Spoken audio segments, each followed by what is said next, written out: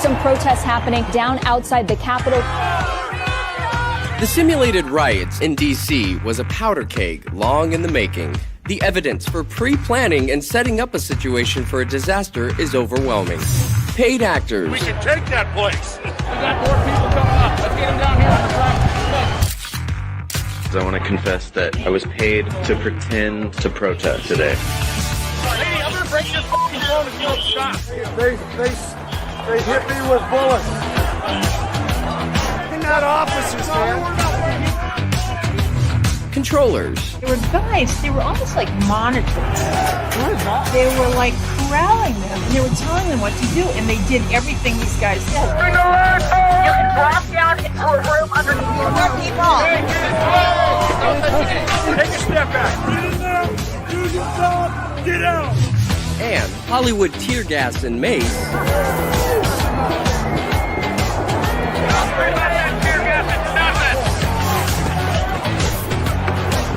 All on display for hundreds of professional photographers conveniently on scene.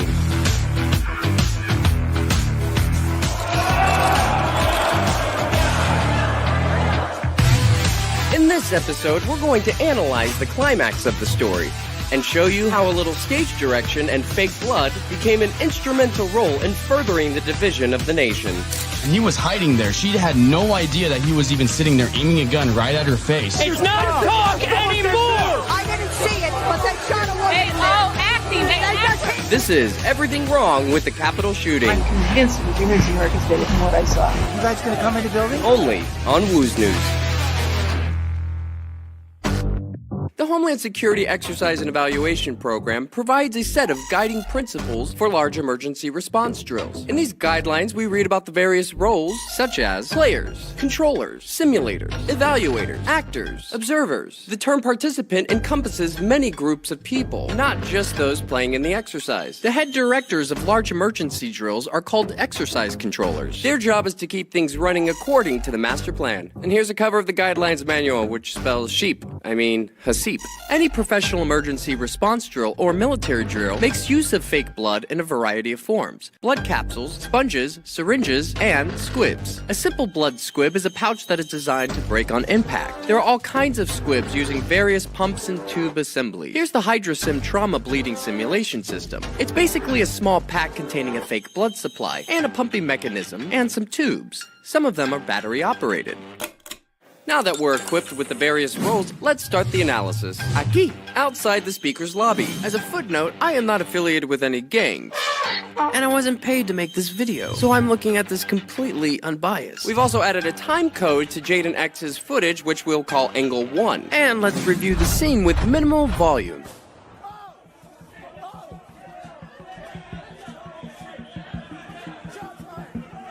You'll notice how much chaos is happening on screen, yet our eyes are fixed to the woman because that's what we're here to see. No one seems to be concerned with being the next target. It's bang, action. It should be noted that everyone in the room knows what's going to happen. They all play towards the camera. Now, let's take a look at some of our characters. Adam Gray, our photographer. Taylor Hanson, Vetter, Rufio, Fredo, Yellow, Data, Jaden, Thomas Barani, Ninja/Evaluator, Secret Agent Man, or as I like to call him, Sam, Medic/Controller, Parrot Blocker, Shades, Red, SWAT 1, and SWAT 2, Frickin' Frack, and our star, Rabbit.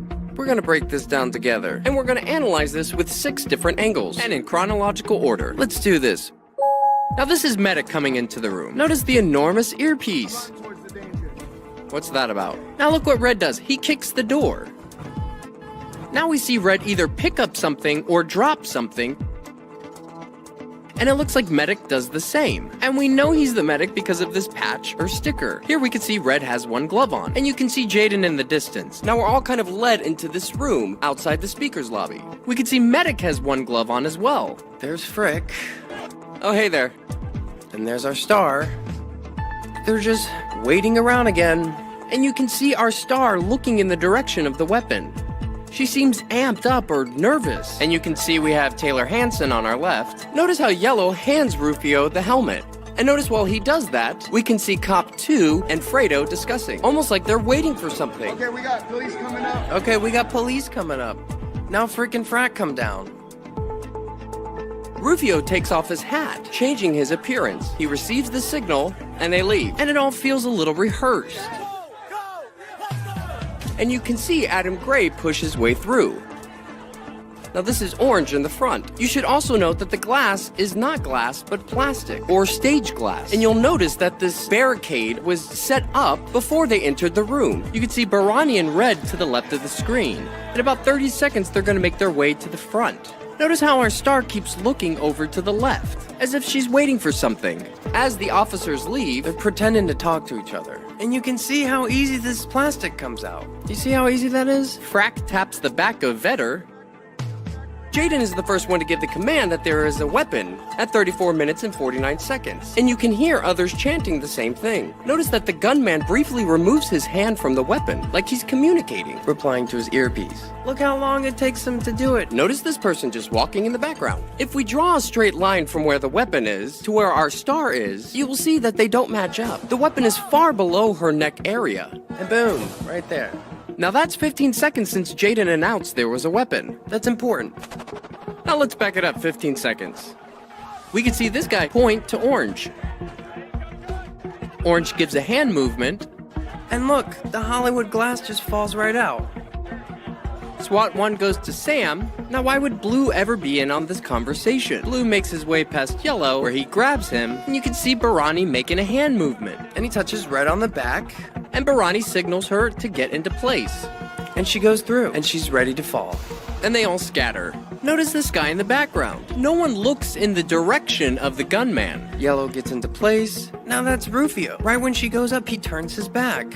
It doesn't make sense that Rufio's corralled all these people into breaking down the doors, only to step to the side and turn his back. In this angle, Rufio turns to take a peek.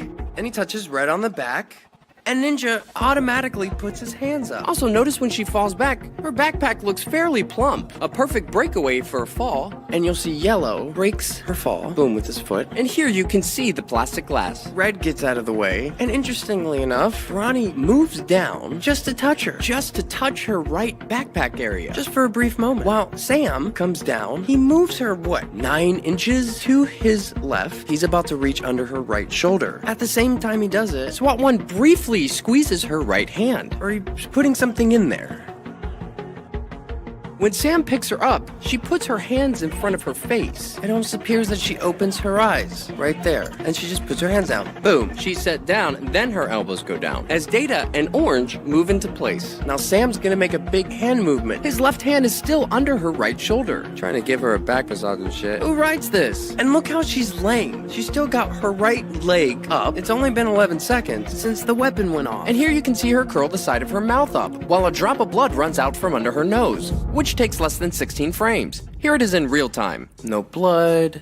And there it is. And she has her hands like she's about to give a shadow puppet performance. It's just an interesting face to make. No suffering. It's like, boom, instant death. She's basically using that backpack as a pillow. All the while, look to Sam's right. There's Ninja. And Ninja's been there all along. And he comes down with him. And it almost looks like she has a smile on her face. It's almost like a Mona Lisa. And she's holding her right hand clenched like she has something in there. Now you have SWAT 1 coming in, playing a scene blocker. And notice how Rufio is just clamoring over SWAT 3, because there's quite a bit of photographers in that room. Now look, frickin' Frack. He grabs him in the back, and he puts his hands up. See how he just grabs him and he puts his hands up? They were friends earlier, remember? And look at Barani. Okay guys, I'm just gonna pull out my phone. And notice how he looks at his hand. He's gonna do that a couple times. And there's a reason for that. So now SWAT 1's making his hand movements, you know, the big pointing. And now he's gonna put up his weapon. And he does this little dance with his knees. Okay, thank you. Thumbs up. Like he's pretending to talk to someone. And he's like, thumbs up. And now Data moves in. He clumsily takes his book bag off. Now here it gets really strange. With the exception of her nose, at this time code we see there's no blood on her. 3517. We're gonna see her pop in right there. Nothing. 3521. But wait, boom. 3525. 4 frames. That's 4 seconds. And now it looks like she's devoured some small woodland creature. Don't you love how blood defies gravity? But how is that possible? Let's back it up 4 seconds. Now watch. Notice how Sam moves his left hand from her right backpack area, and he goes to grab her hand, like she's doing a peace sign, with her hand, dips it in. Look at that movement. Now you can see him move his hand across her face. But look, she moves her wrist into his hand first. It kind of looks like she's smearing blood on her face, or putting something in her mouth, but you can see the movement. And he swats her hand down. Then he forcefully turns her head to the right. It's hard to see if those are her fingers or if she's holding on to something. Now Sam gets up and all he's doing is just pointing. Look, well, I guess my work here is done. They're both pointing at the same time because it makes for good pictures. You've got the drama, you've got the pointing, and now this blood is just gushing out of her mouth. Don't make no sense. Do you hear that? Y'all murdered this person? It's only been 21 seconds since the weapon went off. Just grabbing him, like, what are we gonna do? And notice, he has a full beard. Do people in these positions normally have full beards? Maybe? Okay. He's also double masked. Ooh, such a secret. And they just keep pointing, look. SWAT 1, SWAT 2. We can see that Yellow has changed his appearance as well. And so Data does these big gestures. She's still got her damn hands, like she's playing a scarecrow or something. Now this guy coming in, he's a parrot blocker, and he's saying, move, move. Data just looks up, he's like, medic, scalpel. All the while Ninja's still back there, just monitoring everything. Data is just still fumbling through his bag, not looking for anything in particular. Everybody's just kind of moving around her. Got an active shooter. We have an active shooter. How original. Get her down. Get her down. She is down, bro. God, it's so cringy. Get the light. Flashlight. So they're screaming for a flashlight. Out of all things, a flashlight. Because the flashlight will enhance the drama of the photos. And it draws the eye down towards the light. Where's she hit? Where's she hit? Yeah, it seems like no one really knows. And that's when she opens her mouth, like she's spitting it out. You can see she has blood on her fingers. But when do we see her ever touch that area? And Data taps her left hand and she puts it down. It like flicks something away, fixes something out of her hair. It's unclear if Data is contributing to the blood effects or if he's just a scene blocker. You can see SWAT 1 knees her right arm closer to her, and then she tucks it under her right butt cheek. So this is the medic. He identifies himself as the medic. Notice that wonderful earpiece he has on. And let's see the various ways he tries to save her. Medic puts his water bottle down. SWAT 1 just grazes her. Everybody's just grazing her. Parrot blocker getting up in there. And so medic pulls down the flag that's tied around her neck. And notice he only had one glove coming into the room, which is very interesting. Look, when he does this move, she opens her mouth briefly, or she says something. So he's only using one hand, and she just lets some of the blood out of her mouth. Thank God for capsules. And her eyes she's looking at things, where before she was just looking straight ahead. At the same time, you can see them just hanging out. And here comes the scene blocker cop. Now Ninja's either just making hand movements for the camera, or he's giving directions to SWAT 1. And SWAT 1 is just fumbling around with this little napkin, this little toilet in a baggie. Notice how Medic tucks this, what looks to be a cell phone, in between Data's knees. It appears Data takes the cell phone away with him. Did you see that? What is Parrot Blocker pulling from her hair? And here he puts it into his pocket. Parrot Blocker shouts to SWAT that he's a medic, yet does nothing. You can start to see his very small pool of blood, like the size of a cookie, right where Sam's hand was. That's when they all come out. Get back! We can't save her! Get the f*** out! We can't save her! We gotta get EMS here, guys. Now, notice Ninja just randomly puts his hands up. The cops have been next to him this whole time, and now he's putting his hands up. It's for the camera. She's dead. I caught her on her eyes. Did you hear Jaden? Because he keeps repeating it over and over. He's saying the light faded from her eyes. They're all gaslighting because they know the audio is going to be recorded. So they're all kind of pointing and overacting and fumbling in their little corners. 3621, Taylor Hansen smiles. Look at Shades. And Fredo has no one to talk to. He's got nothing to do right now. And SWAT 1 and SWAT 2 are still fumbling with this stupid fucking bag. What is that, little gauze? So he's just tugging it along on the flag kerchief. Everybody's grabbing for her neck. What's that? That's Medic's hand. Do you hear the scrunch as he squeezes? And the Medic comes in. It almost looks like Medic hesitates, and then he comes in. Now we see this very small pool of blood. See how there's just a small passive blood stain? It leaves no trail or indication of a direction. There's no spine, satellite, or elongation tails. There's no cast off. There's no arterial spray or expirated spatter, which makes the use of a blood squib in her backpack and around her neck the most plausible explanation, which could be why during this whole ordeal they never untie the flag.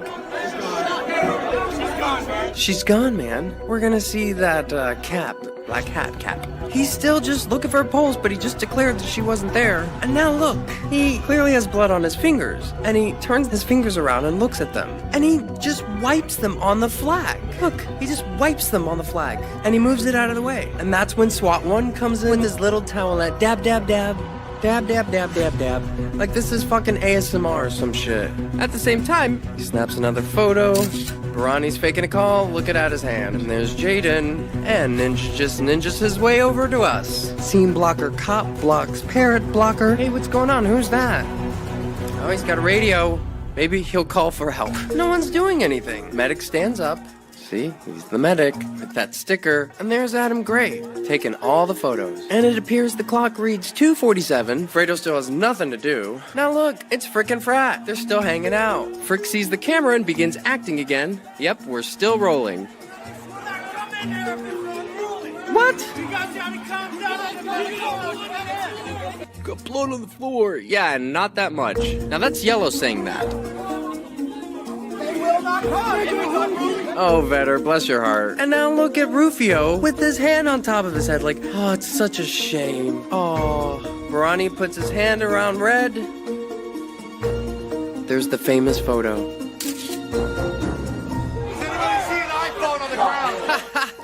Has anyone seen an iPhone on? Nobody's doing anything. Everybody's just hanging out. Angry lady number 1, she's just there to scream at them. Now notice they're still taking photos of her in the background, yet no one has done anything.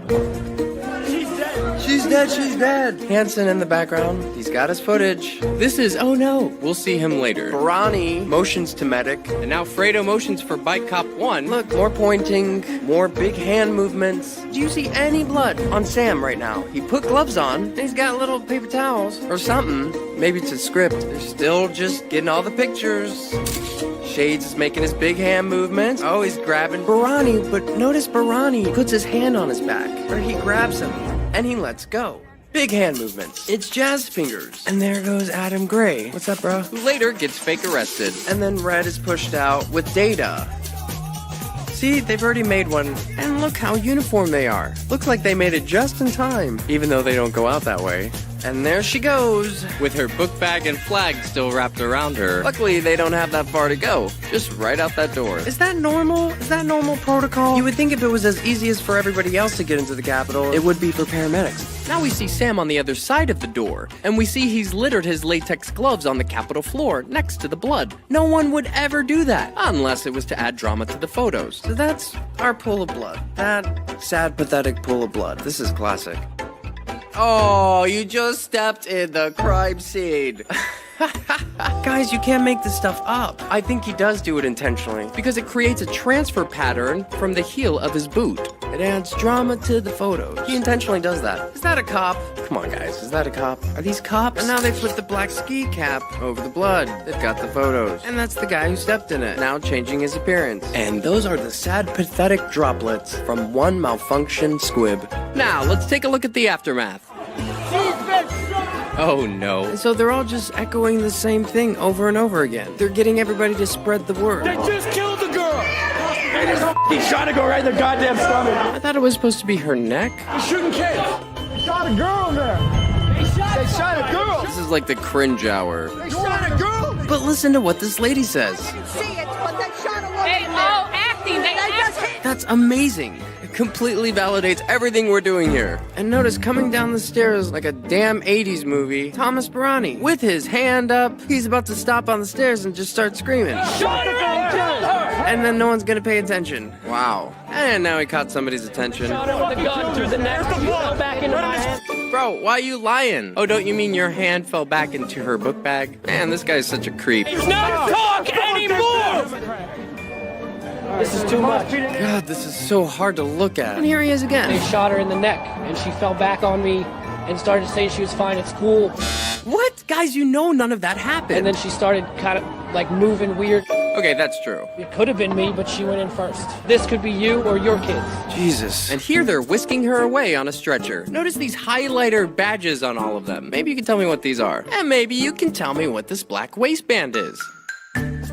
Ooh, looks like they did a touch-up. He totally has his hand on her boob. And you can see she's clearly still alive. And notice all of these van shuttles in the background. Hey, look, it's SWAT 1. What was that about? Even Taylor Hanson got a spot on TV. And the minute that she hopped up in that pain, she had no idea that he was even there. No, she only had a 15-second warning. Bruh. From the first scream to her taking it to the neck. 15 seconds. He shot her right in the neck. Oh, now it's her neck. Hopefully Jaden will get it right. Yeah, so basically all the protesters kind of stormed to get into the chamber. And perhaps our last clip is most telling of all. And here's Jaden. They killed a girl.